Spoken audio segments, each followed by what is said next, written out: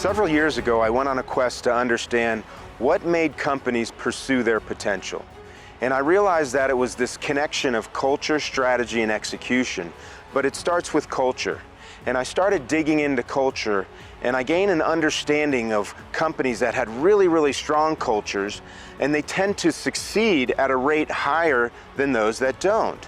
And those that had strong cultures intentionally designed their culture. They spent time developing it, implementing it, monitoring it, evaluating it over and over and over throughout the years, and that really established a strong foundational culture. There were other companies that simply developed a mission statement or a vision statement and identified a few core values and plastered them on the wall and said, this is our culture, this is what we want to do. And we know that that's not a very strong or efficient way or effective way to develop a foundationally strong culture.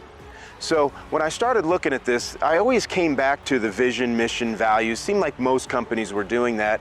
And I thought culture didn't rest in a vision or mission. Culture rests in an organization's behaviors and habits.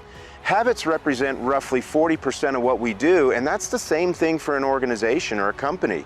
Roughly 40% of what happens on a day-to-day basis within an organization is a habit.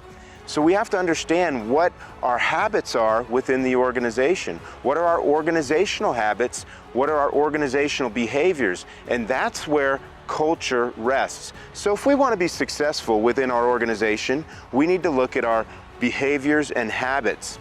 So the Blendification culture framework really develops desired behaviors and habits that are consistent with the organizational cause and intention.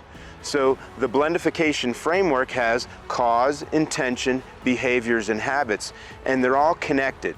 So we want to make sure that our habits are consistent with what we want to pursue from an organizational perspective. And you'll find throughout this process, we want to make sure that all of our habits and our behaviors are consistent with the outcomes we want to create, both from an organizational perspective and an individual perspective. So the Blendification culture framework looks at culture at a very granular level, at the habitual level, that feeds into our behaviors, that also connects to our organizational intention, as well as our organizational cause. And that really sets the framework for organizational culture within the Blendification system.